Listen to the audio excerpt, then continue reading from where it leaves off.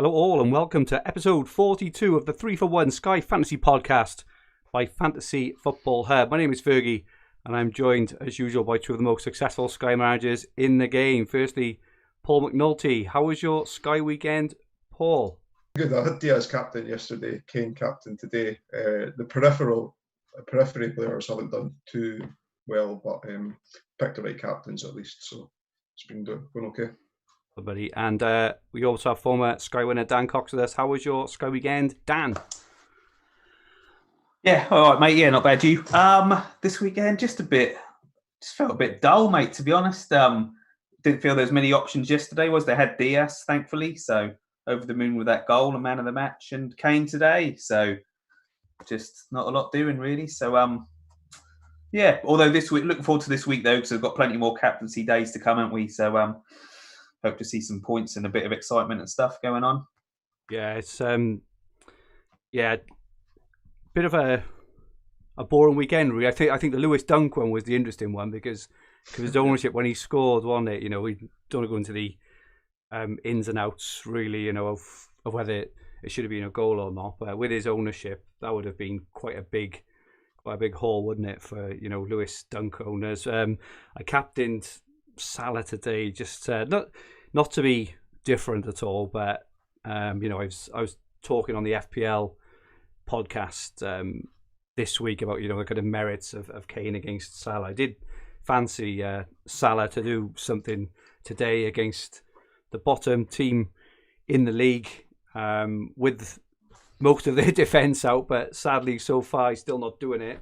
There's a couple of minutes left, I think, so I'm hoping for a last-minute goal from Salah. I don't think it's going to come, but other than that... You'd take a shot bonus, wouldn't you? I'd take shot bonus at the moment. One more shot, Salah, come on. But other than that, pretty standard, really. I was quite, I'll say pleased. When Kane, what did he get, a 9-pointer earlier, was it, Kane? I thought I got a chance of at least matching that, but it doesn't look like it's going to be. And that's it, really.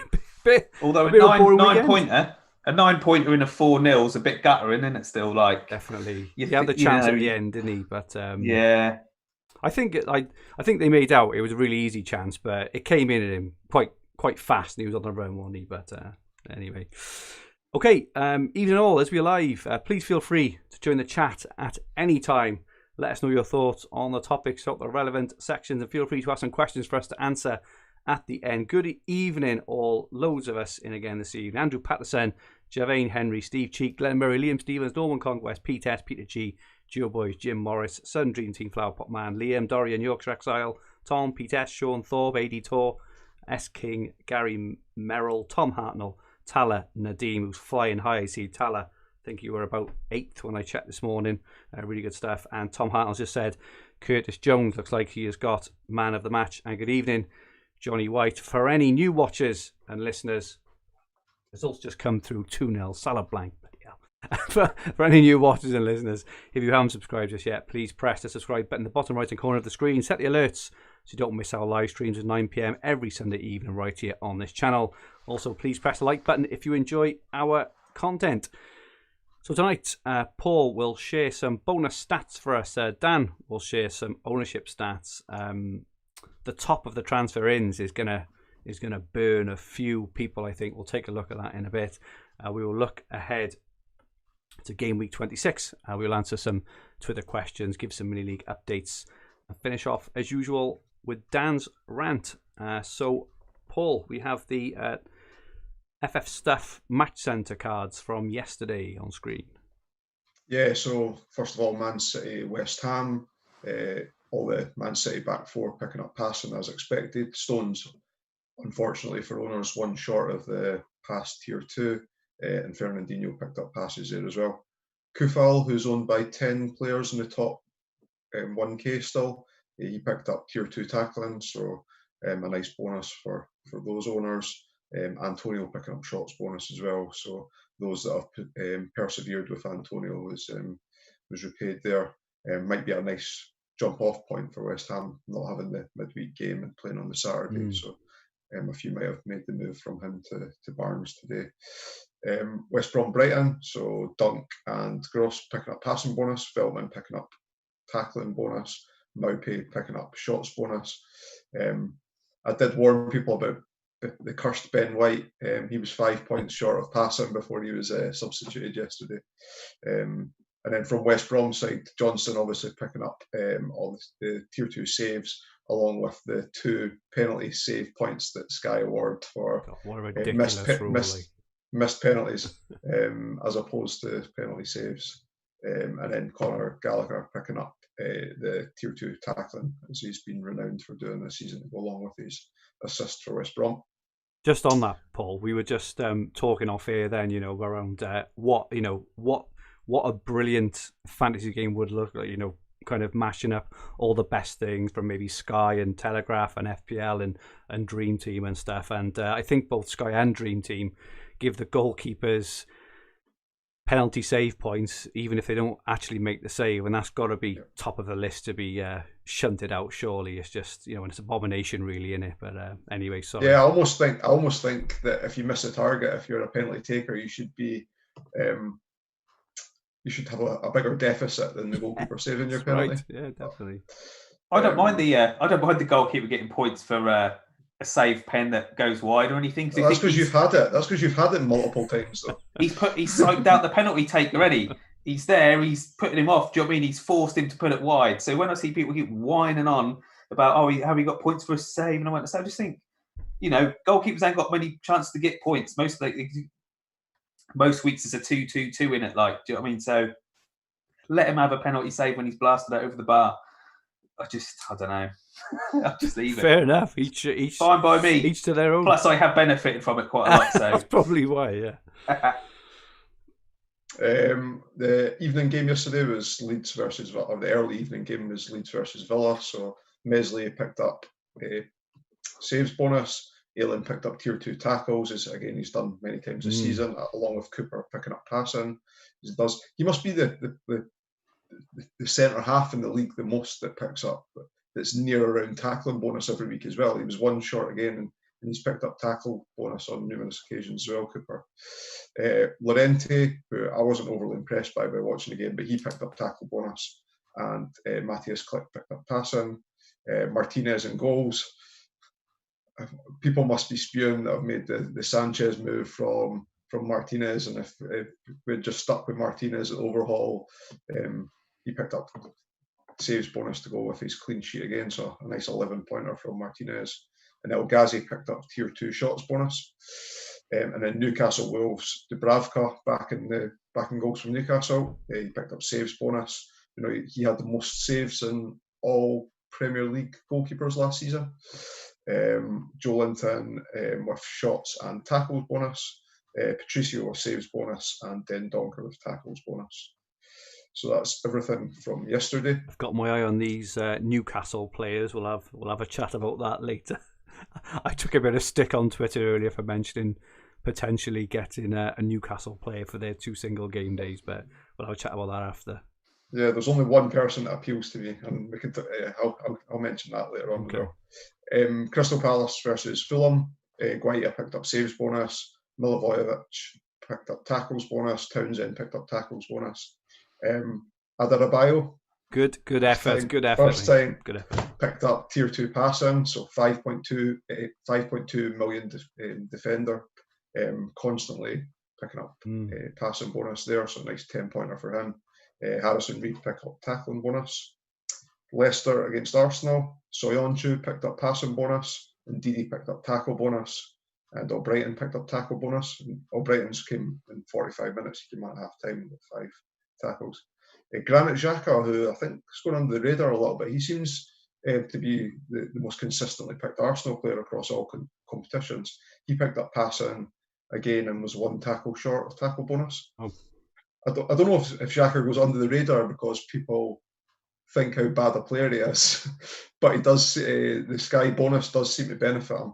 You've owned him before, Dan, right? I know you don't own him, but you've had him before. Last season, yeah. Maybe even at the start of this, I can't remember. I know me and Dorrian spoke about him. I might even have had him in the first 4 games of this season. I'm sure about 2 or 3 seasons ago, he was on corners for a while, wasn't he? And he was getting a few assists as well. That first game of the season. Yeah. First game of the season. I think he got 2 assists, didn't he? Yeah, it was something like that. And he scores the odd odd banger from about 30 yards out sometimes as well, don't he? But, yeah. So he might be going on the radar slightly. It might be a pick for those looking to fill up their third midfielder spot. Spurs against Burnley. Lloris picked up saves bonus. Davinson Sanchez with passing. Højbjerg with passing. Bale, Mora, and Kane all with shots bonus. Pope. Those Pope owners did manage to avoid a negative score. He picked up his third save to make tier 1 bonus later on in the second half. Westwood picked up passing bonus, which I was surprised about. And Jay Rodriguez picked up shooting bonus. And then Chelsea, Man United, Mendy picked up saves bonus. Azpilicueta, Christensen, both picking up tier 2 passing. Azpilicueta owners really unlucky not to pick up tackling bonus to go along with that. He seemed like he was on 3 tackles for an eternity today. Kante picked up 7 tackles, so tier 2 tackles for him. Kovacic done a shots and passes double. Hudson-Odoi with tackle bonus. Ziyech with shots bonus. De Gea with tier 2 saves, and Rashford with tier 1 shots. Was the breakdown. Cool. Okay, so who was it in the challenge? Sean Thorpe, Adebayo, captain today. Feels like a win. Absolutely, that's a result. So that's a 10 points. Yeah, I text you guys. Yeah, it's good stuff. Yeah, I text you guys earlier on because I brought him into my second team, which kind of hovered. I think it was around the 130th just now. But I saw him as a good enabler to allow me money to do Calvert-Lewin tomorrow. So we've had a few questions on the chat around what to do with Salah, and Salah does have a single game, doesn't he, on Monday, March the 15th. Luke Shilletta was asking, should I move Salah to DCL tomorrow? Javane Henry, Bamford to DCL tomorrow. Tom Hartnell waiting for DCL to twang his hamstring tomorrow to bury me further in the bin. I think that, there's been a few disappointing performances this weekend, and we've had some questions as well around Martinez. I would just be careful about Martinez because he did have I think it was a tight groin yesterday, was it? He wasn't taking the goal kicks at the end, so I'm sure there's a nice. Sorry, get to see the lineups. Yeah, get to see the lineups on Wednesday as well for Villa's game. Yeah, there may be a nice hop on point a little bit later, maybe as well for those who've got Ederson. Probably just look to leave Ederson in until then. But City are going to miss a game or two towards the end of the season, so it may be worth looking a little bit later. And we've had some questions on Barnes, which we'll touch on in a second. Paul, player bonus points. Yeah, so this was prior to today's games, and was just looking at the bonus post overhaul. And the reason for doing this is I was trying to highlight any midfielders that might come up that would be options for Barnes replacements. And from those that you've seen on the screen there, you've got Cooper, Zinchenko, Diaz at the top there.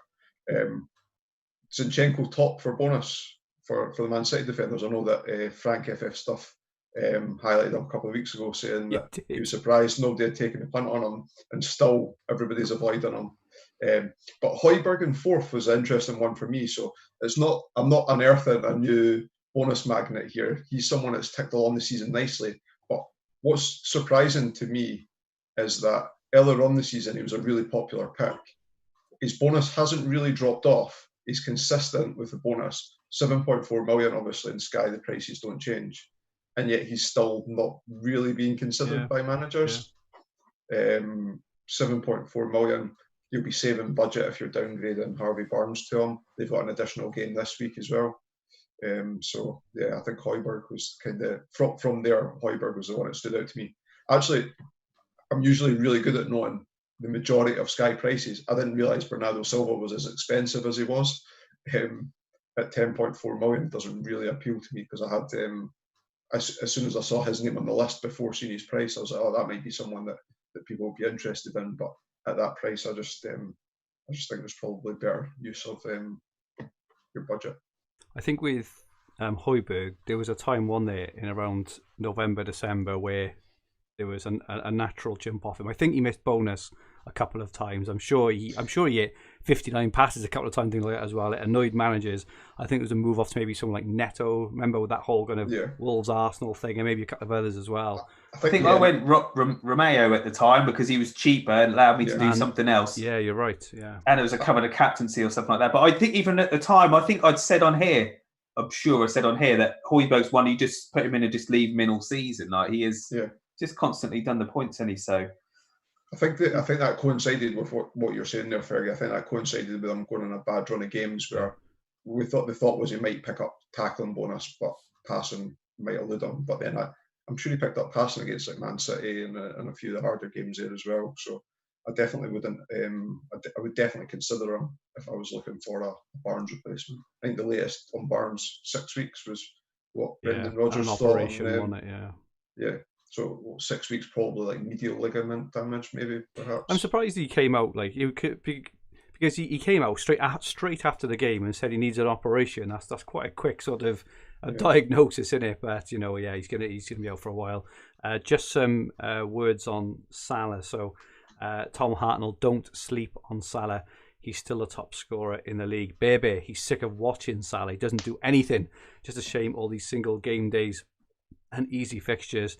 And Sussex Martlet says, I'm running short on patience with Sarah. Poor old Sarah. Assume it's his wife, I think, yeah. But I know the day I take him out, he will punish me. So, yes, Salah's one of those really, really annoying players, like, just... Egyptian body. He's so frustrating when he just hangs out on that right-hand side, quite deep as well, just doesn't get involved. But then he has those games as well where he's just always in the right place, in the right place at the right time, and he can score 2 goals and get 2 assists, whatever it is. Yeah, he's one of those players. And we'll look at the ownership in a minute, actually, because ownership obviously plays a part in it as well. Dan, we've got the most transferred out players in the last week. I'll start with ins, right, because we have been talking about him. The most transferred in player in the last 7 days, Harvey Barnes, 18,163 teams. So, and that won't include transfers in this morning either, will it? Yeah, it's probably much higher. Absolutely. Yeah, I know a handful of people alone from our WhatsApp groups now. I think you brought them in today. So, nightmare. What can you do with luck like that? But like Paul was saying, that you use that to your advantage now. Go for someone like Højbjerg or someone cheaper. Use the money elsewhere. Let's look at it. I know it sounds weird to say it's positive, but you can make a positive out of it. So it's not the end of the world. Hang on, here we go. Gundogan. Good. Hey, well done. That's fantastic, mate. Well done. Practice that. 15,411 teams have been brought into. He's just been a string of 2-pointers since. Well, actually, he did have a good first game after the overhaul, but missed 2 points. Just on him, Dan. Just while we're talking about him. So obviously, since the last 2 games, De Bruyne's been back in the team. Gundogan's output in terms of fantasy has been affected. Do we think that's because De Bruyne is back in the team, or is there just another reason, or he's just had a couple of off games? Have you got any thoughts on that? I just don't think he was ever going to keep scoring 2 goals a game, was he? It was just this little purple patch that started before the overhaul that you had to sort of, he was like, and then with the overhaul, you then had to put him in because you think the guy's just going to carry on like this. And so I don't know, really. De Bruyne, I don't know. I don't know. It'd still be all right for points. I just think he'd chip in with a few goals and that. But would he be taking penalties if De Bruyne's back now? And will De Bruyne will they save him for the Champions League? I really don't know. I think just a couple of observations from the eye test. So he's making the same kind of runs that he has been making. I think maybe the difference is as well is that because they keep chopping and changing their team, potentially the players who are feeding the ball, players like Foden, Cancelo, because they're kind of in and out, around the team and stuff. My observations is probably not him. He's maybe not getting as quality of service as he maybe was, but that's just from watching a couple of games. But they get, but having Aguero on, I mean, Aguero was anonymous, right? And he completely slowed them up as well. But you understand why Pep is doing it. He's just trying to get everyone playing, everyone up and running. But in the meantime, it is going to impact the results because what was it? They started with a front 3 yesterday. Of Aguero obviously hasn't played at all Torres, who's barely played a minute, and Mahrez, they're going to be slowed up just because of that, aren't they? So anyway, apologies, Dan. That's all right, mate. De Bruyne, the third most transferred in the 10,288 team. So great first assist, wasn't it, at the weekend? So that was him. Diaz into another 5,504. You'd have started with him, surely not. Do you know A little what I bit mean? late. Yeah. A little bit late to the party. Harry Kane into 4,784. One I've won a spotted down the list, just mentioned Aguero into 1,694. Surely we're just going on past reputation now, aren't we? Like, he's just didn't really play for a year, has he? So Even didn't entice you yesterday, Dan. no, I know. I'd have been all over that normally. Early kick-off, him starting, it'd have been straight in there, but even I could resist that one. I think I'll go straight. I think Ian Parrin stuck Aguero, didn't he? Captained him in one of his teams. I saw. Yeah, so I'm guessing it's the second or third. Yeah, I'll say guess the second or third team. Just a touch, just while we got De Bruyne on the screen, Paul. Can I ask you, in terms of what you've seen so far of De Bruyne, are you in a rush to get him in? No, I was speaking to someone on DM yesterday about De Bruyne. He doesn't. The fact that he hadn't been playing great all season anyway, he just coming back from injury. If I was chasing, then there's obviously a high upside with like a high ceiling with De Bruyne. So if I was chasing and wanted to make an alternative, like differential captain pick or even ownership pick, then he will be the ultimate differential just now. People aren't wanting to spend the money on him. So if I was chasing, I think that would be a calculated move that I might make. But in my current position and just wanting to retain rank and perhaps slowly move up rank as opposed to make gambles to make big jumps, I'm going to stay off him just now. He's just not getting the bonuses either, is he? And you don't even know if he's on penalties or not. You know, he's missed a couple, haven't he? And yeah, he's just it's much a risk at the moment. Awesome cross, you know, obviously, awesome cross for the first goal. But if he has to do that every single game and still only end up on 5 points, it's not worth it for his price, is he? Right, Dan, most transferred out. Grealish at 46,000 teams, 149. That's load, isn't it? 46,000. And hopefully he should be, I think he's going to be back. Is it not midweek or next weekend, they're saying? So could be then being a case of being brought back in. James Maddison out of 14,607. Then quite a drop. Salah out of 3,429. Ben Chilwell out of 3,133. And Son at 3,048. Okay, anything? That's all in the last week. Does anything leap out at you there? Salah out to me is maybe a bit surprising. I don't know if they moved on to Kane. Getting away with it, though, aren't they? But then who are you going to captain against Wolves? Yeah. You know, unless you're going to skip it. And if you don't score, you might be lucky and just get away with a 4-point loss. But I'd personally want someone in that game, preferably Salah. Let's just address a question now, which probably relates to a lot of people. So there's a couple of guys. So Luke Shalito has mentioned about Jorginho. I saw there was a couple others above as well. Some people own Harvey Barnes as well. Some people can't afford, who was it in the chat? Someone can't afford to do Bamford tomorrow to DCL, which is what they want to actually do. Do we think, you know, in terms of being able to get the DCL if you really want it? Obviously, he's got a captaincy game tomorrow. He's got a couple of other fixtures. He's got West Brom, I think, on Thursday as well, and maybe has he got? He's got a captaincy game later down the line, I think, as well, haven't he? Yeah, and they've got that potentially rearranged against Aston Villa in a few in Gameweek 27. Yeah, so that's potentially. Yeah. So the difference from Bamford to Calvert-Lewin is 1.1 billion. 1.1. So to get down from Jorginho or Barnes, that person obviously we mentioned Højbjerg. Are there any other options in defence or midfield that could enable that? I know you mentioned add in Brio. I think Rafinha is still probably personally a good shout. And if you're moving off Bamford as well, Leeds have got the captaincy game on the 19th of March against Fulham as well. So I did that last week. I moved off Grealish to Rafinha, which allowed myself the money to do Bamford up to DCL. and cover the captaincy. Saka is another one. Tom Hartnell can captain Saka on something. I think Saka will be coming into my team in a few weeks. He looks absolutely superb. Any other thoughts at all, guys, on kind of what to do in that situation? I wrote a list of midfielders that could potentially. That obviously depends how much money you've got in the bank, how much you need to save to make that move. So Kante's picked up man of the match in both last games for Chelsea. We know that he's a bonus magnet, picks up passing regularly and tackle regularly.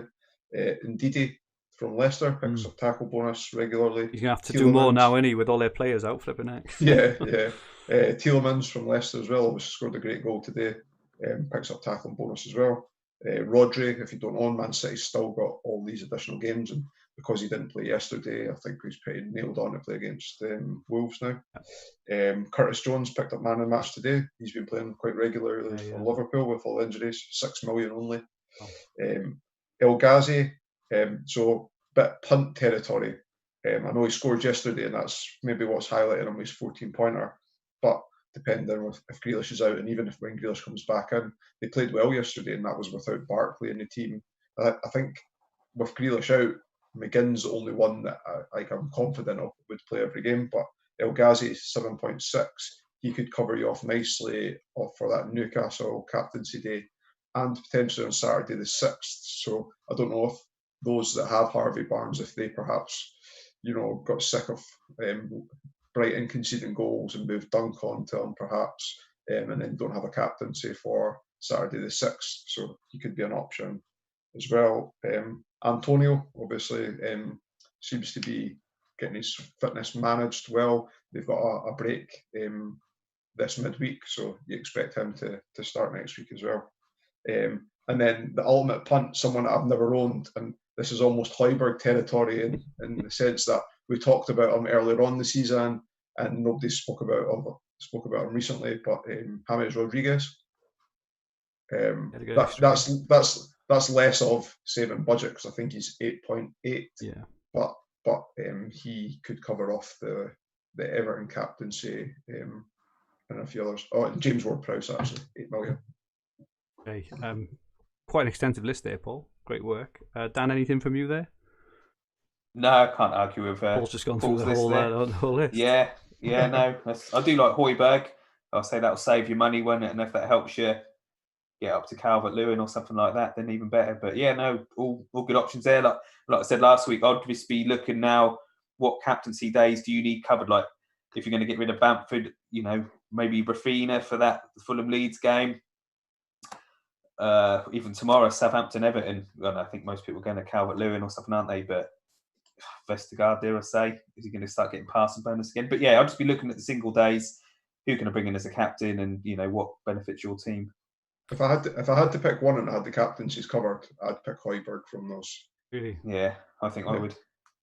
I think I go for Saka personally. I just think Arsenal definitely turned the corner, and Arsenal's last 7 or 8 games are really, really good games as well. He seems to do something in nearly every game he plays. I know he was rested earlier today.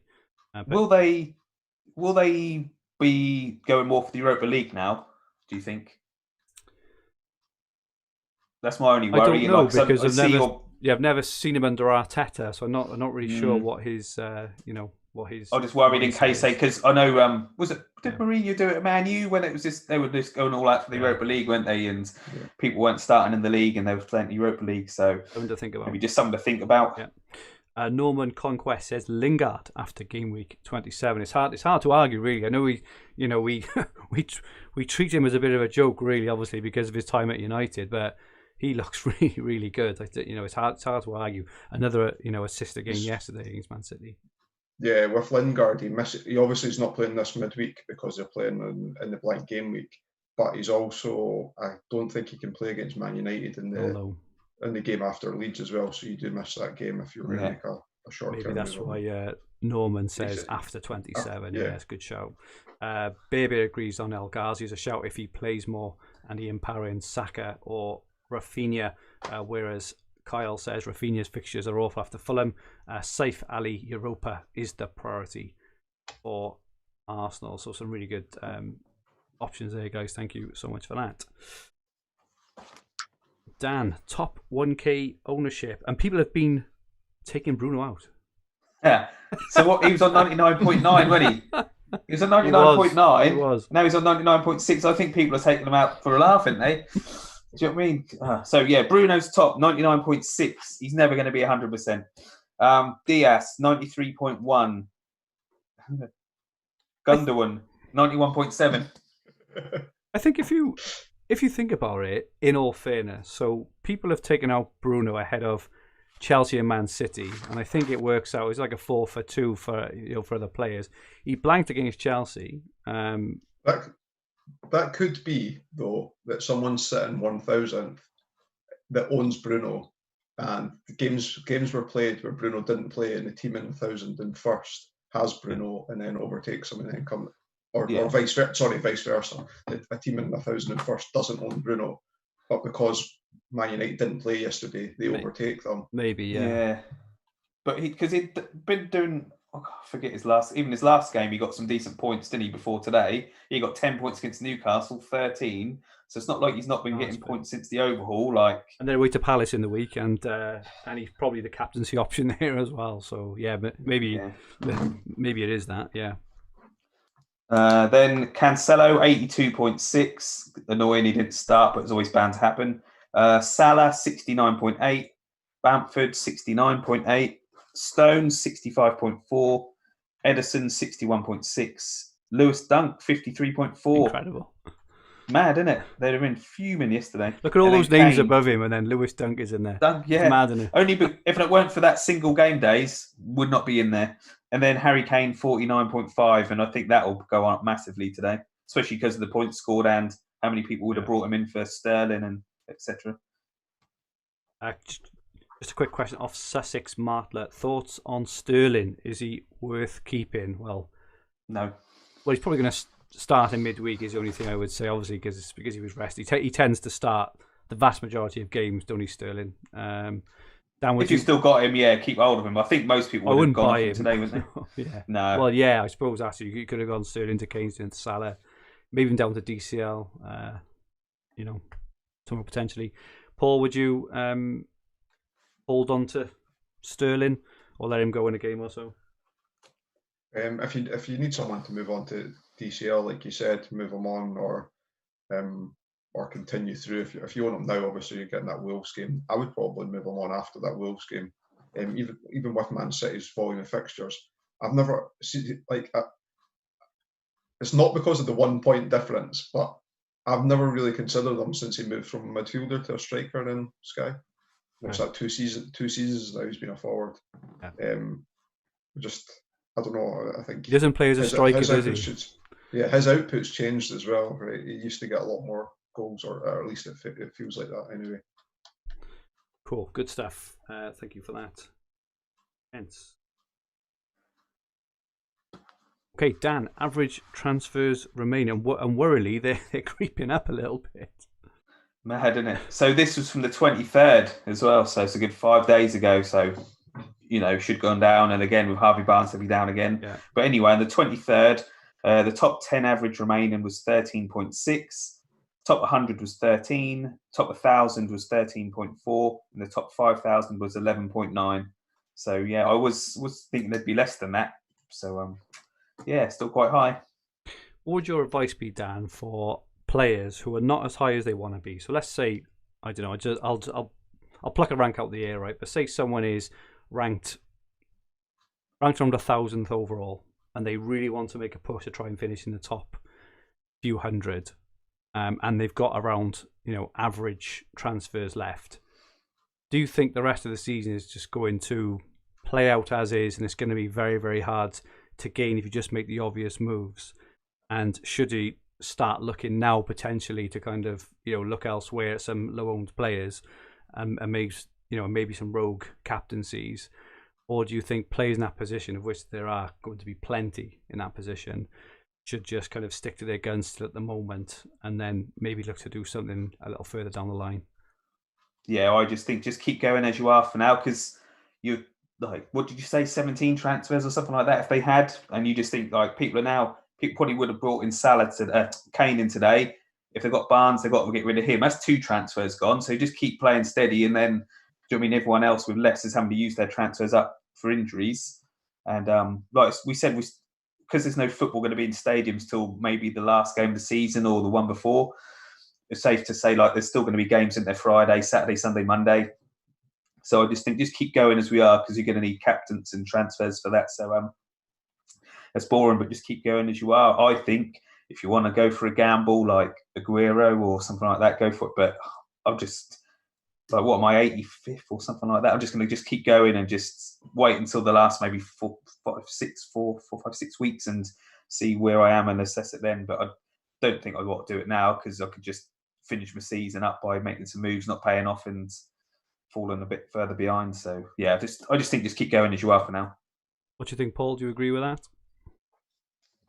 Yeah, as boring as it sounds, that's the way I would play. I'm not, but I do tend to play quite boring anyway, and think of like the highest owned captain and captain them. But I still feel that there's going to be, you know, more injuries at the end of the season, and I would rather use a transfer on someone that's going to be out for the last 3 games or out for the last month of the season, because managers don't tend to try and rush someone back to play in the very last game of the season either. So if it's a medium-term injury with 3 or 4 games to go, they're going to be out for the season, and therefore you're getting at least 3 or 4 games worth from a transfer at that point in time than you are now.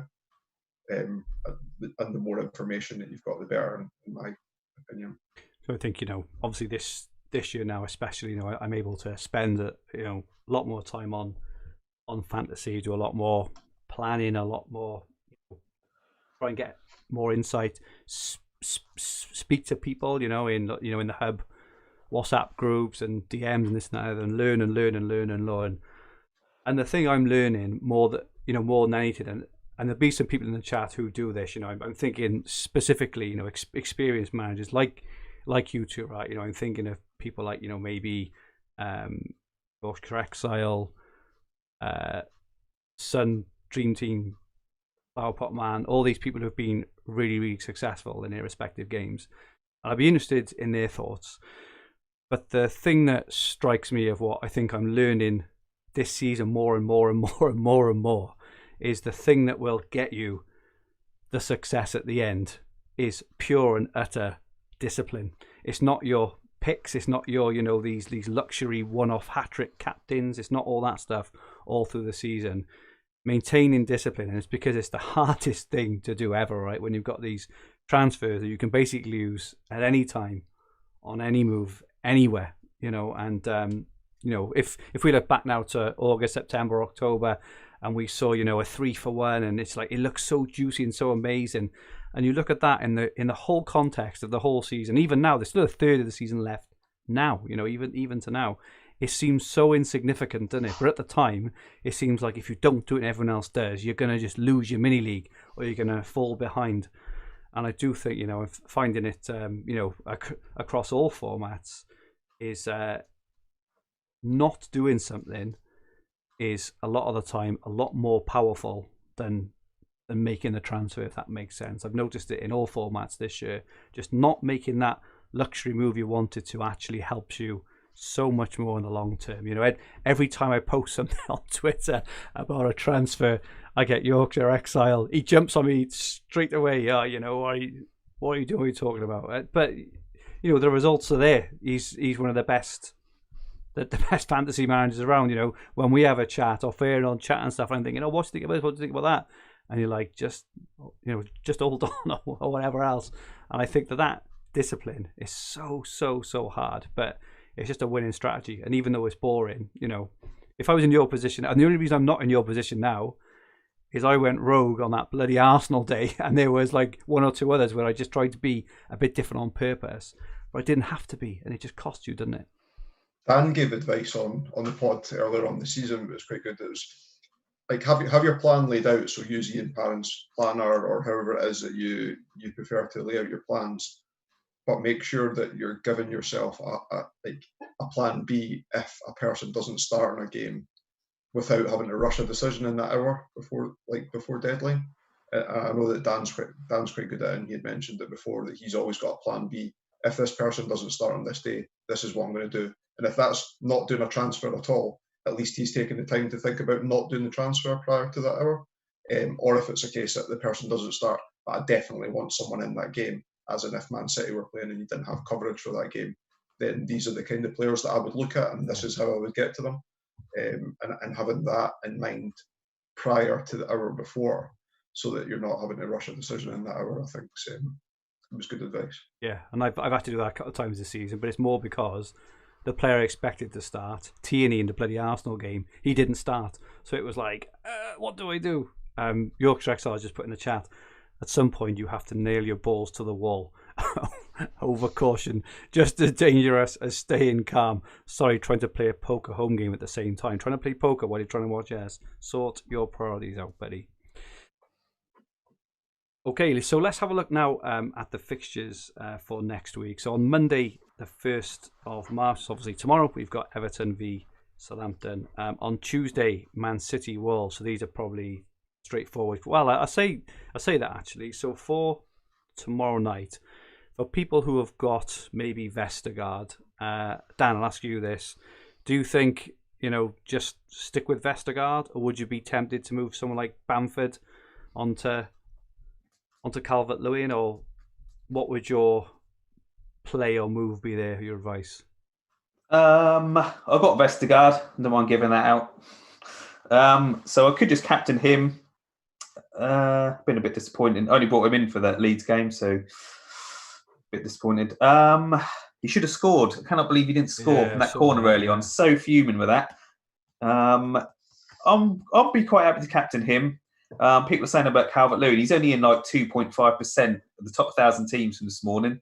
So he's not, if he scores big, it ain't too much damage to my rank. Although, like I said, with the amount of games they've got coming up, you could just get him in. I'm not overly worried about not having him. I don't know. I always say about having a plan. I could bring him in. I might not. I probably will, but it's not a necessity. I think Southampton's game to the Vestergaard. We had a couple of questions earlier around what do with Vestergaard, whether to take out Vestergaard.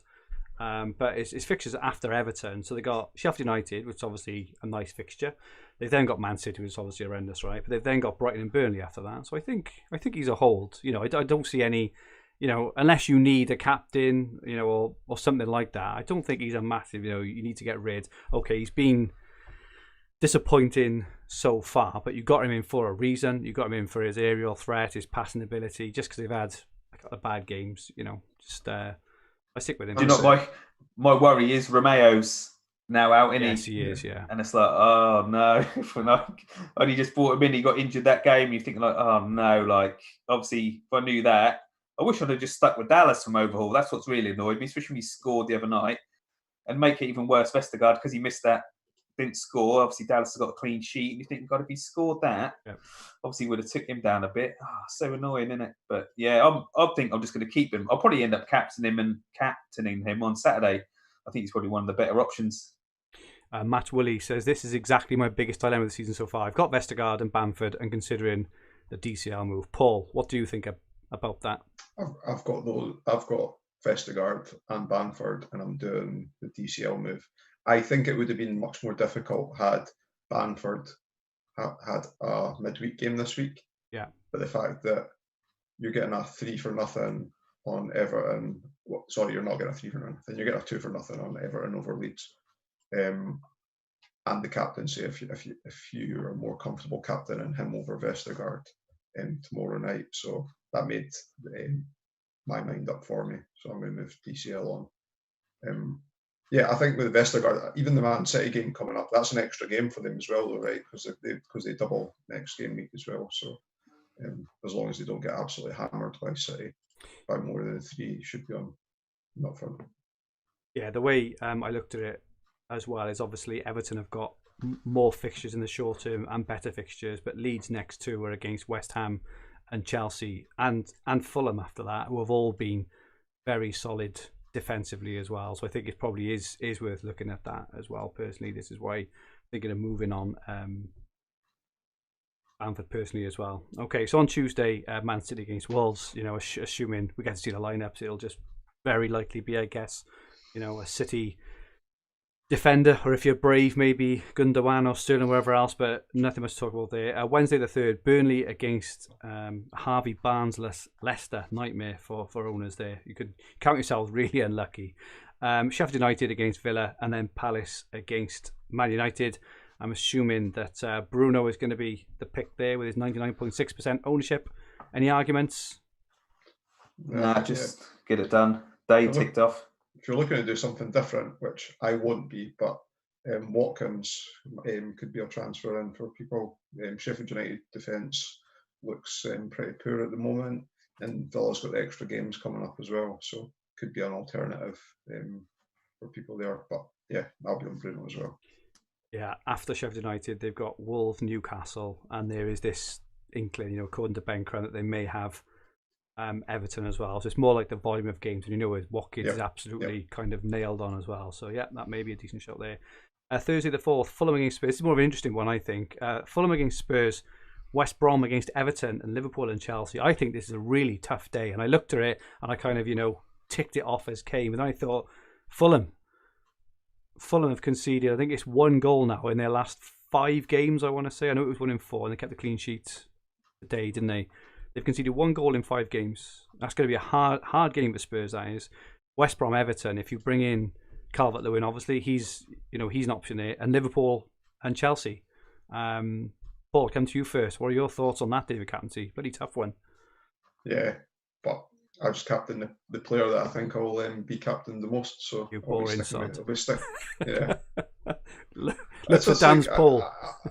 As I said, I think on the last stretch I will change my, of course. based on what I'm trying to achieve in the last 5 or 6 game weeks. I'm going to change, but up until then, I'm just going to play what I class as steady until then. So I'll be captaining Kane, even though I'll own DCL and Salah as well. Objectively, who do you think is the best captain of the day?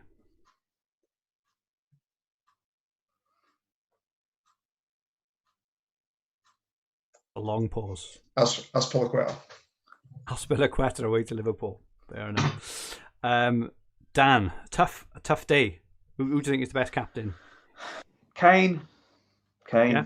Salah can't score. That'd be 0-0. West Brom will probably win 1-0. So yeah, just go for Kane. What do you think? Kane will just get an assist or a goal. He'll only get, Yeah, then if Liverpool Chelsea's 0-0, Aspilicueta probably picks up 10 or 13 points. Sold him though. Yeah, so did that. If Calvert-Lewin could actually be a shot on that day, I'll probably watch him. Watch Everton on Monday night and see how they play. But wouldn't expect kind of masses of losses in any of the. I can't see Kane's. Even if Kane scores or Salah scores, I can't see him scoring maybe more than 1 anyway. So it's not going to be a massive loss. Maybe with a risk, but anyway, that's the Thursday. Next Saturday, Burnley versus Arsenal, Sheffield United versus Southampton, Villa against Wolves, Brighton versus Leicester. Another tough game. I know some people brought in Harvey Barnes with the think of captain him on this day. There's no massive, real obvious choice. Who did I go to first last time? I went to Paul tonight. Dan, I come to you first on this day. Who do you think are the best captain options on this day? Tricky. I'm probably going to go for Vestergaard, to be honest. I was just looking at Vestergaard. Yeah. It don't work out because of the fixtures and stuff, but Arsenal play first, so whether you'd go for Lacazette or Aubameyang or someone like that, but I just you wouldn't want to bring them in because they've got Spurs after that, and then then West Ham and then Liverpool amount of games. No, exactly. So and it don't work out nice, and teams play it 3 times in that time. So yeah, I'm going to probably stick with Vestergaard. Dunk if you got him, maybe might get passing bonus. Probably won't keep a clean sheet because Brighton have just had their 5 or 6 clean sheets in a row, and now they're just conceding. Watkins, as you said, it's not a great day personally. That was when we first had the fixture. I looked at that and thought, God, that day looks rough. So yeah, not an appealing day.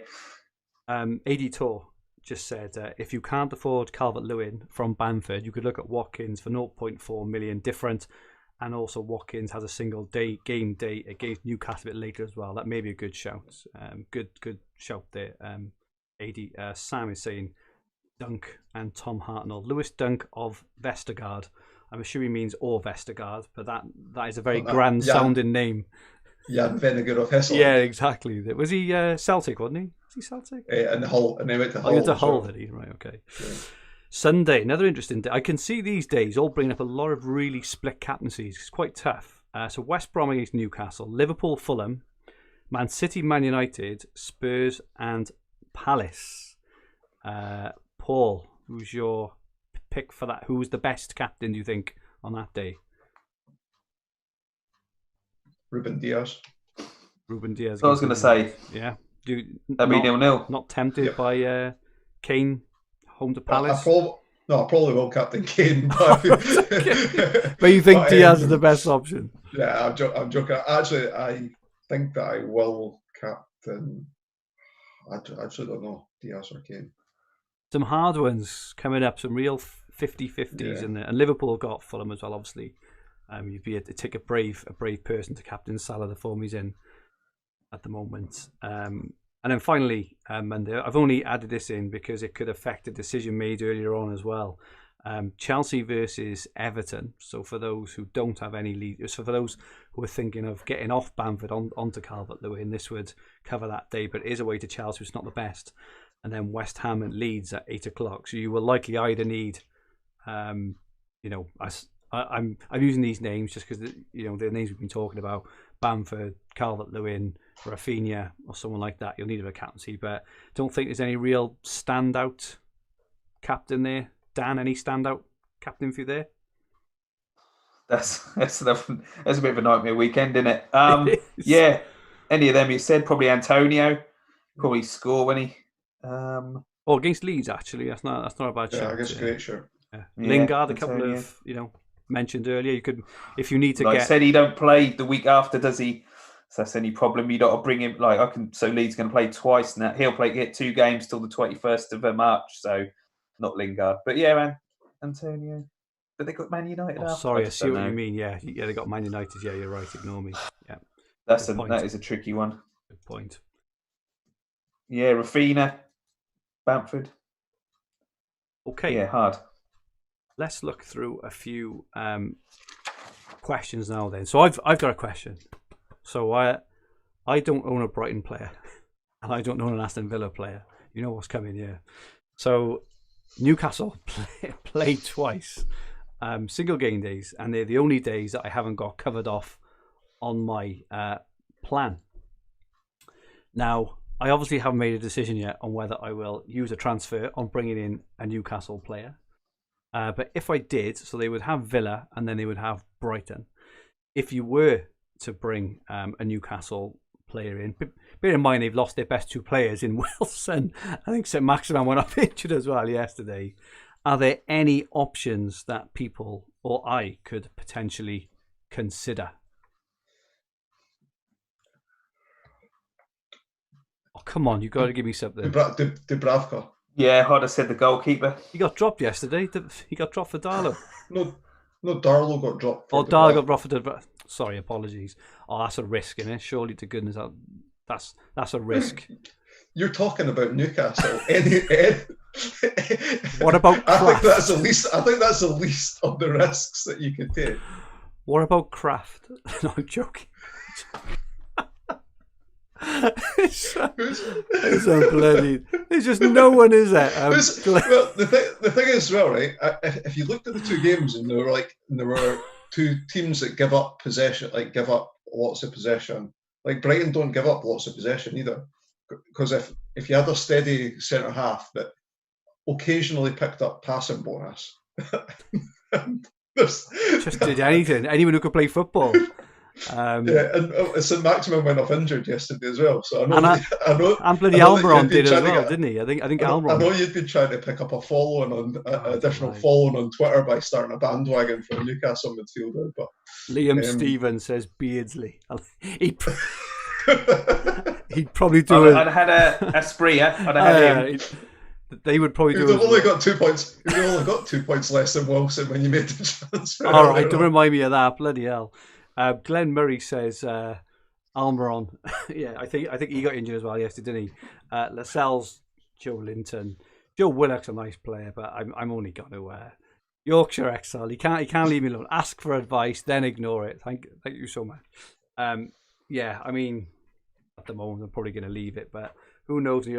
I'm one of these people who just, when you see the lineups, you think, oh, a glutton for punishment. Yeah, and suddenly, like, Joe Linton in my head turns into Joe Lintoine, like this, really. I spoke. Well, don't forget. Joe from Fantasy Scouts got a Brazilian mate, and he said it's actually Joe Ellington. I'm not calling him Joe Ellington. I'm sorry, but do you know what you should do, Fergie? What's that? Get one of your kids that hour before to, like my kids do, type your passcode in wrong like 100 times, and your phone's locked out for an hour. Yeah. That's what you need to do with your phone on that night, and just turn your phone off, turn the telly off, and just pretend it's not happening. Look at all these knobheads in the chat now. Look at it. We've got Ginola, Andy Carroll, Solano, Clivert, Steve Harper, Kevin Keegan, Babayaro, Woodgate. He was good. Colaccini was all right. As you say, though, they probably only just score 2 less points than the arsehole I bring in, didn't they? So, yeah, I'll probably. I like how you call our loyal viewers knobheads. I know. I meant that in a really affectionate way, by the way, obviously. Bebe says, boom song, freestyler, work that microphone. And Mark Wright, as a Toon supporter, with Samak-Simam, Almiron and Wilson out. Ryan Fraser has been looking sharp. I do think Fraser is a good player. I'm not saying he's a good... He's a midget. You can't have him. He's shorter than me. He's 5'6". He's shorter than me. You can't not having him. He's the shortest player in the Premier League, I think. Was that right? Yeah. Did I see that in the week? Yeah. He's shorter than me. I know that. Ian Parham with some sensible advice, not just giving me, Faustino Asprilla and Mike Neve just giving me Lauren Robert, Philip Albert. Look at all these. So Rob Lee, remember Rob Lee? Warren Barton, Shaka Hislop. Anyway, Ian says, sensible Ian. Go with the Villa player instead. More fixtures than 2 captaincies for Newcastle. That makes sense, Ian. But yeah, I don't actually need to take anyone out of my team. I don't have Barnes, but I was just seeing if I could steal a march. But I think that's the most anyone's ever talked about Newcastle. We should probably move on. Shame, innit? I think it's such a shame when the team actually hasn't got any fantasy. There's no one who you look at and think you want in your team, is there? They might as well not price any of them up next season if it's still in the Prem. Wilson is probably the only one, who was half decent. And I think I said on the weekend I do like I'm sure I had St. Maximum before the first overhaul, and he missed one game, but he did get a 14-pointer in the 4th game. Yeah, so he done well for me. Rule Fox, Rob Knight says, please Norwich legend. He was. Please keep bringing up 90s Newcastle footballers for the rest. Stefan Givarsh, he played for them as well. Flipping heck, would you? He played centre forward for France when they won the World Cup in 1998. I'm sure he played as like a. I showed my. Sorry, mate, you go on. My youngest, he's just obsessed with football. He's got the Panini books. He knows all the, you'll say a player to him, he'll tell you what shirt number is. He's obsessed. I said, right, come on, watch this. I put on the Newcastle Liverpool 96 for him. He couldn't believe it. He was like, I was like, Newcastle used to be good. Like, they used to nearly won the Premier League. And he just couldn't believe it. Do you know what I mean? He said, that. I said, yeah, but it was like 20 years ago. But it is a shame, isn't it? It was sad times. Philip Albert, wasn't it, who scored that chip for the 5th over Schmeichel. Yeah, was those were the days. I think it was only about 15 or 16 then, those days. Couple of questions, sorry, serious ones. 25, 26, all right. Come on. Chill out, mate. Your ear's going this way. AD, I've got here, mate. AD tour. Might not have in a couple of years. Fulham defence, worth getting or bad fixtures? We'll have to rattle through these guys because we're getting on the time. Fulham, terrible fixtures. Terrible fixtures, mate. I know Paul's just brought them in, but Spurs, Liverpool, Man City, Leeds, Villa. No clean sheets there. Paul, Fulham. I got 10 points today from a 5.2 million defender, so you go. I'm all right with that. Just a couple of names. Yeah, Glenn just said Givarsh plays for Rangers as well. Martin Kelly says Titus Bramble. Tamori Ketspire, AD Tour. What a shout that is. Sol Campbell.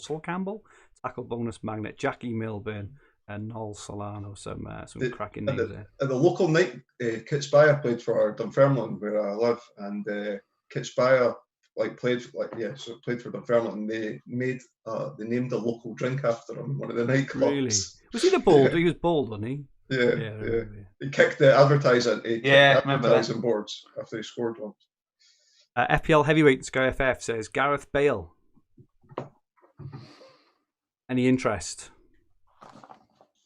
I think it's a tough one because he's probably not going to start every game, is he? Any love for Bale? He was a midfielder. I would say if he was a midfielder, I would give him more consideration. But because he's a striker, and we've already got Kane, Salah, Bamford, DCL, Watkins, all attractive options from teams when we're looking to cover off captaincy, but it's midfielders that we're missing gaps on. That would be my reason for not looking at him. His form, though, in the last few games, I did see it come up, but he has got a goal in most of the last few games, so yeah, I don't know if carries on, then maybe, but yeah, like Paul said, a lot of other options. If I was a manager having played Sky this season and I had Antonio when he got injured, Harvey Barnes when he got injured, Maddison when he got injured, James Rodriguez when he got injured, I possibly wouldn't be looking at players that tend to be out for long stretches of time. Good shout. FPL Mourinho, a Rodri replacement, please, or keep. I would say keep. You haven't started the last two, so he's probably very going to start the next 2 or 3. I'd hold on to him. Even for now. Martin Beasley says David Batty for tackle bonus, and Steve Cheek, check Tiote, hit some bangers. God bless his soul. Absolutely. Remember that equaliser in the 4-4 against Arsenal? Yeah. What a volley. Unbelievable. 4-0 down at half time. 4-0 down half time, came back 4-4. And to score with a volley from outside the area, wasn't it, as well? Into the bottom corner. Unbelievable. What to do with Harvey Barnes? I think we've answered that one. There was a lot of chat about crisps. Maybe we can have... We've got time for it. I don't think we got time for that. We can. That'll be on the members podcast. No, the members podcast. You got paid for that sort of content. That's real insight. That is. Naiwan, worth taking Jorginho out. Dan, initial thoughts on that?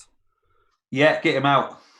I can't believe it. He started. What did he start? The first 3 games, I think, wasn't it? And started the last 2. Absolute nightmare for owners. But Tuchel was constantly trying to buy Kante for PSG, so. You knew he was we knew he was a fan, and that at some point in time he would come into the team. I think Mason Mount, I like. You watch. He's very much a nearly man though. If you watch him, he could have scored a couple earlier as well. He had one blocked. He had one really good run. He's a nearly man, but if he is on penalties, which it seems like he is as well, starting every single game, I think Mount is one for the next few weeks. I think they've got. So they got Liverpool next, but after that, Everton, Leeds, West Brom. I think Mount could be, not much for bonus, obviously, but really, really good player. Martin asked my question: worth a Newcastle player? I think we're still talking about the Newcastle players in the chat, so no. Phantom Mantle, really good question. This: anyone thinking of jumping off Bruno? A few 3-for-1s coming up, with the one being Man City. That is a really interesting question there. I think it's probably for those who maybe have got a few more transfers left than the average potentially. Paul, what are your initial thoughts on taking out Bruno for a 3-for-1? If you've got loads of transfers, particularly if you've not got captaincy day covered, because that would be a 4.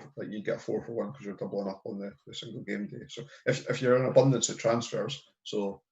Maybe 17, 18 plus, I would have a look for those 3-for-1s that might. If I was doing 3-for-1s, I always look to bring on a nailed player though, because the worst thing you could do is do a 3-for-1 onto Man City and bring in Sterling, and Sterling only plays 2 of the 3 games, so it's only a 2-for-1 and you've lost 2 transfers doing it.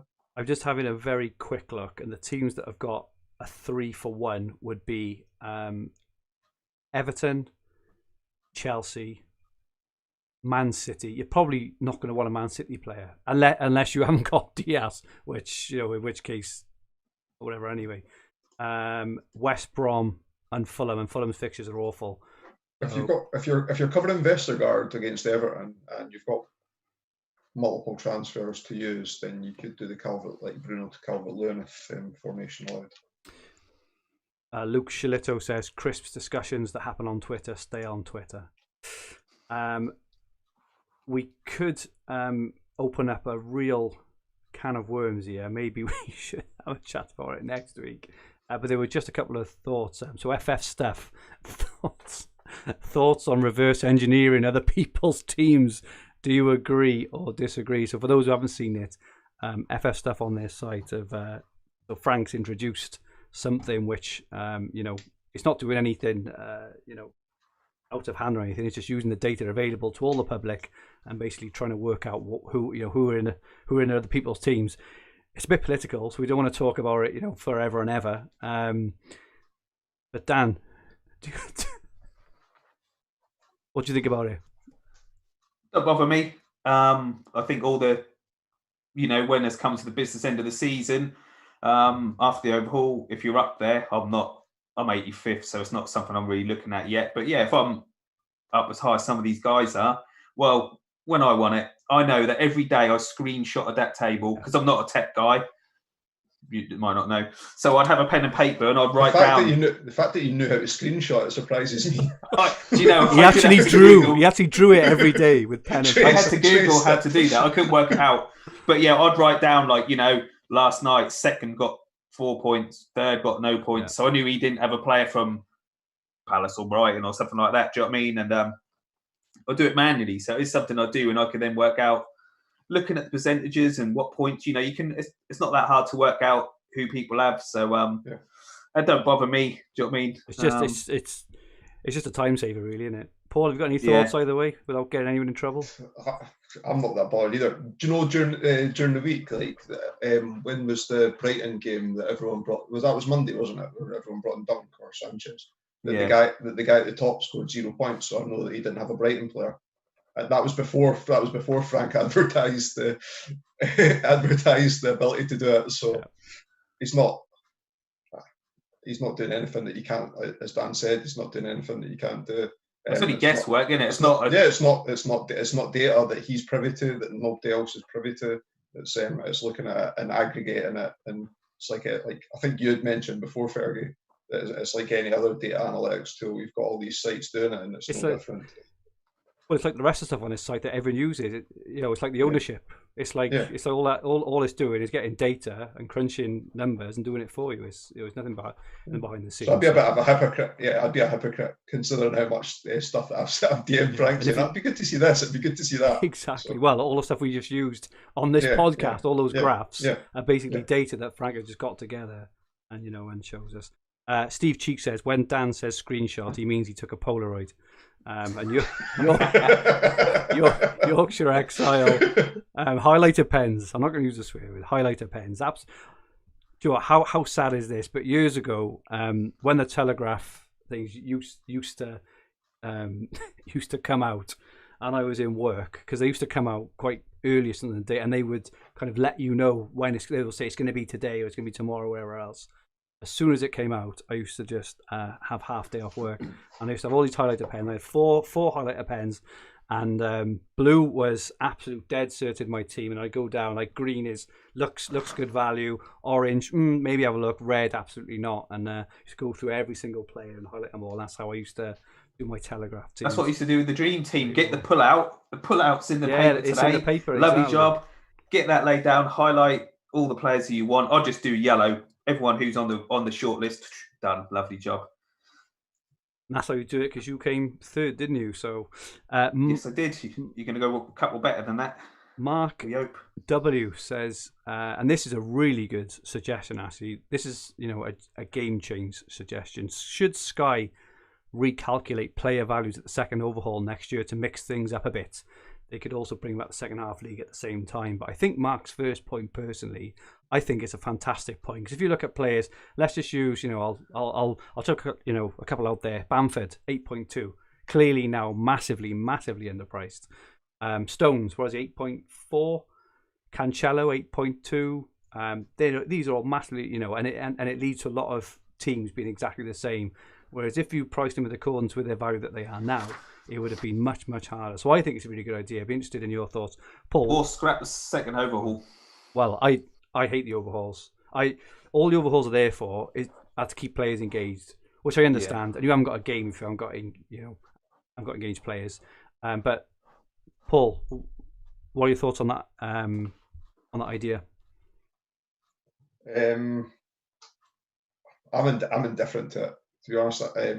I get the point because you don't form a template then, but I almost think that if you've saved transfers, you can play the overhauls differently because you can try and maximise 3-for-1s and additional games at the start. So I almost think that you differentiate to that point anyway. So I don't know how much of a change it would make. Fair enough. That's my personal opinion, but I wouldn't. It's not something I would be dead against if it got rolled in. And Martin Beasley, just get rid of the overhaul. Absolutely, I completely agree. I agree with that. I can't stick him. I think they're farcical, especially the one after 4 weeks. I can even slightly more understand if they did it after like 8 or 9 weeks. Like the second international break. But 4 weeks, it's just, and you know why they've done it. They've done it so casual managers who don't really know kind of what they're doing, they get into it, they find out that okay, and then they can have their team again after a few weeks. But I think it's a bit, Sean Thorpe, FF Hub need to make a new fantasy football site to take over the world. Funnily enough, Sean, we were talking before about some kind of game. Maybe we can have a think of something in the future. Maybe have a mesh of all the best things of all the different games. We need a gambling license, don't we? That's for that may be for the future. Thank you so much, everyone, for all your questions there, obviously. Quick update on the Hub £500 League. 10th place, Sean King. 9th place, Liam Gray. 8th place, Peter Brown. 7th place, Colin Price. 6th place, Mark Burgess. 5th, Katie O'Neill. 4th, Oliver Colgan. 3rd, Peter Brown. I think I checked this morning. I think Peter was on 9th, I want to say, or maybe yesterday. Tala Nadine was 8th, I think, and Kerry Vintis had dropped a bit to 5th or 6th. But, well, I'll say that, like I'm saying, they've dropped a lot, 3 in the top 10, absolutely fantastic going there. Everyone involved in there, really, really well played. And the 4 Nations League, hopefully Liam is still on. He's been waiting for this all season. So it's the first time that Liam is top of the 4 Nations League. Many, many congratulations, Liam. Flying the flag for Ireland. So just how much is that going to cost me to post that over there? I know. Nothing, mate, because it's coming to Wales. Don't worry. I'm gonna pick Emir Kraft, and he's gonna have back to back clean sheets, and he's gonna score a goal in one as well, and that's gonna bring me the win. You watch Kraft. 8th. So Liam's second team is 8th. My second Sky Podcast team is 7th. Dan Cox is in 6th. My first team is in 5th. Paul's second team is now overtaken me, only by a point at the moment, but that's into 5th. Into 4th. Dan then on 2-4-5-2. That's Dan's first team.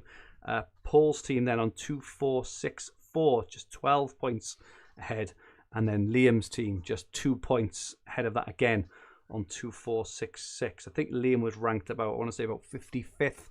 Something along those lines. So well done, guys. All you 3 in the top 100. I am 145th. Captain Salah today, so may have a bit of a drop today. Can't quite get into that top 100 yet, but obviously still plenty of time to go. Liam says, finally top.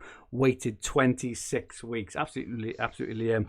The cream is rising, my friend. Don't worry about it. So, finally, Dan,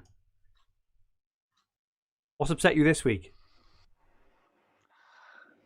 Before I go on to that, right, this is the sort of dedication I'll give some praise, right? My mate Miguel doesn't really watch football, doesn't play fantasy football, listens to this every week. That's what we want. Miguel, legend. Yes. Right. Do you know what annoyed me? I got an argument with someone on Twitter earlier. That annoyed me. About what? I love your to-do list. You're scoring stuff out as you go. Yeah, it's all written down, isn't it? I've got a spreadsheet. Yeah, that annoyed me a little bit. Some idiot. I put like Kane. They put Kane's 25 goal contributions. I just captained him in a 4-0 win. He scores 1 goal. It's not good enough, right? So they'd put Harry Kane, Spurs had 25 goal contributions. I just read, it needs to be scoring 25 goals, not 25 goal contributions. Then some geezer on there called me an idiot. It's like, and I'm right, like, you want to say that, come to our tour and say it to my face, yeah? We have got security at the tour, haven't we? Yeah. Paul's a security. Okay, come to the tour and say that, mate. See you get on. Paul smash face in. Then some other geezer was calling me an idiot, right? And he was an American and a student. What do you know about football? Behave. So that annoyed me. Right, I was thinking, yeah. So Boris has said, I don't know about just as well the Sky's a UK game. Yeah. So I don't know about your countries, right? But Boris said we can go back to the pub soon, 21st of June or something like that, right? Free for all. I think he should make it over 25s only for the first week or so, because it's going to be mad. I don't want to be down my local. There's all 6 for 18-year-olds in my way. I just want, don't need it. So I think, especially the ones that have turned 18 in the last year, that'll be the first night. It's going to be worse than the Friday before Christmas. It's going to be chaos. So I think just give us over 25s for a week. There's a house near me, still got the Christmas lights up. I just think that's it, and I know they're on furlough. They're not at work. They're at home. You've got time to get them down. Get them down. It's nearly He's still scoring them off. I'm still going. Right. Still scoring them off one by one. I want the last one. So we're going to do a UK tour, aren't we? We're going to go to some places or whatever and have a meet up and all that. Although I'm now thinking, right, instead of calling it a Fantasy Football Hub tour or whatever, I just think we should say it's Paul's Stag or something like that. Because I just think it's going to trouble with a wife. That's all, isn't it? If people are saying to me, "So I'm going to go meet some fellas I met online," that that normally ends in like, he was always all right. Yeah, I was surprised when they said he was found dead in a ditch or something. So, do you know what I mean? I think if anyone's want to come, I think we're going to go in June, aren't we? We're going to sort some dates out. July, hopefully start of July, something like that. But I think just at the minute now, just start making up with friends to your girlfriend or wife or whatever. Just, mate Paul or Fergie, mate Paul's getting married and a thing. You got his stag doing, London or whatever in July. Just sort of plant the seed now and all that you're going to be away for a day or two. Paul's stag, so just an idea really. But yeah, I like that, Dan. How like I don't know. I can say to my wife, I'm off to meet a couple of the boys I've been chatting with the last 18 months on talking about football. You've got to make up a whole event. I love that. That's absolutely brilliant. Yeah. I'm going to get some T-shirts printed up, Paul Stag or something like that.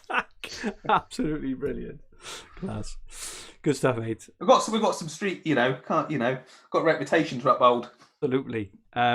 Martin Kelly says, my neighbours have their Xmas lights on as well, Dan. I think it's a cry for attention. Why didn't you go and have a knock? Like that. Was it that woman you saw in the garage or the shop, wherever it was? Just make sure you don't follow you home or anything. Yeah. Couple of final really important questions. We'll have to do this really, really quickly. There was some big crisp chat in the week on Twitter. We can't go into. I'd love to go into depth on this actually because it's a thing that's very close to my heart. If we get tired, we'll do it next week. Yeah. Just quickly, what is your favourite brand of crisps or your favourite bag of crisps? Not Walkers, because you get about 20 grams of crisps. So what is your favourite then? Anything that's in a bag about that big. Or anything big. Paul, what about you? I like the Walker Sensations, the Thai chili. Big bag. Nice. Yeah, big bag. Yeah, they're all right, actually.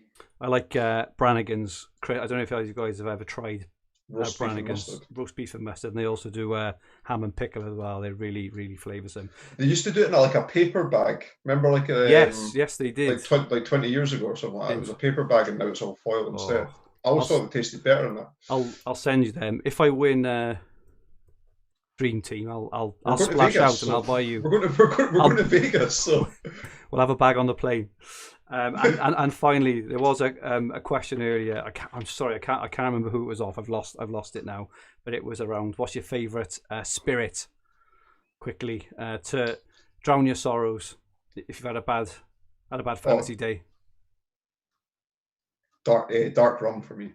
Dark rum, nice. Like Rumbalian or Plantation. There's a thing called dark rum called Pineapple Plantation Rum. It's excellent if anyone's dark rum drinkers. That Dan, for anyone who's not watching YouTube, has gone to fetch some. Oh, So, the old Disaronno. Dan's got a bottle of. Love that, mate. I can Disaronno. drink. Yep, nice. Drink that all night. Feel ill the next day, but that's what I like drinking now. Nice. I wouldn't say I've got a favorite. I don't like whiskey. I quite like spiced rum, and I've got into gin more in the last year. But I like gin and ginger beer. When we had the Zoom call and when we had a drink at Christmas and stuff, I've gone a bit onto gin and ginger beer, which is really nice. Martin Beasley, pickled onion monster munch, absolute chav, Martin. Matt Woolley, Bert's pride of Devon, and Tom Hartley was, what kind of loser would tweet about crisps? Tom, you started something off there, definitely. Glenn Murray, beef mini chips, probably don't get them in Norwich. And Luke Shiletto says, sensations on top. And Norman's favourite drink is bourbon. I think we should talk more about crisps next week, because it's getting harder every week now to talk about content, because everything's so obvious and we've planned in advance. But we will definitely talk more about that next week.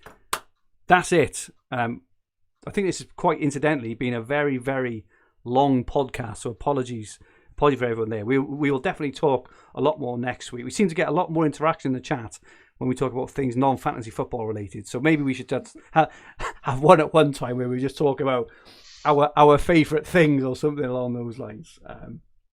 But yeah, Norman, Old J Spice is a nice rum, and Steve Cheek, Orange Gin. Orange Gin and Sprite. Well, that's a different one, Steve. I've never tried Orange Gin.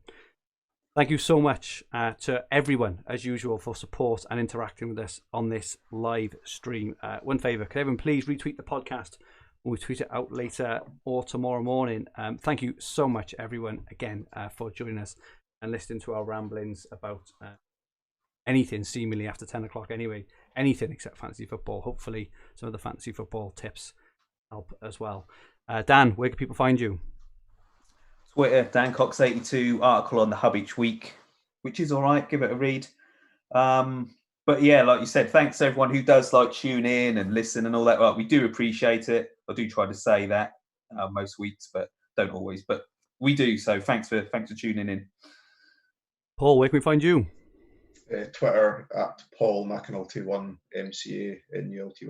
Superb. And my Twitter handle is at Fergie222. So this video and podcast will be on the Fantasy Football Hub, Sky and TFF YouTube channel, and also available on all major podcast platforms. If you like what you watched, please click the like button. Click like, please. And remember to subscribe in the bottom right-hand corner of the screen. If you enjoyed your listen, please rate the podcast version and leave some comments. 5 stars on Apple Podcasts, please. If you listen on podcast, it would be much appreciated. Our handles on Twitter, Instagram, and TikTok are at FFH_HQ. And our podcast Twitter handle is at FFH_Sky. So please follow and feel free to ask any questions. Our website is fantasyfootballhub.co.uk, where you will find everything you need for fantasy football all under one roof, including player comparison tools, the fixture ticker, Opta-stats, top player team reveals, and much, much more. Good luck to all our watchers and listeners, everyone in the chat, for this week and next weekend. We'll be back next Sunday at 9 p.m. to look ahead to Game Week 27. Stay safe and good night all.